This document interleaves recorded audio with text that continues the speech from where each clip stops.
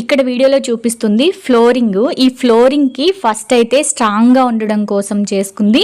ముందు మనకైతే మట్టి ఉంటుంది కదా, ఆ మట్టిని బాగా దిమ్మిచ్చితో కొట్టుకోవాలి. తర్వాత ఇసుక అలాగే కొంచెం సిమెంటు వేసి పొడి పొడిగా కలుపుకొని అది వేసుకొని ఒక లెవెల్కి అన్నమాట, అంటే వాటర్ అంతా మనం ఎటువైపు వెళ్ళాలనుకుంటున్నామో రేపు ఇండ్లు కడుక్కుంటే అటువైపు వెళ్ళడం కోసం ముందు వాల్ చూసుకొని వాళ్ళు కొలుచుకొని పోసేసుకుంటారు.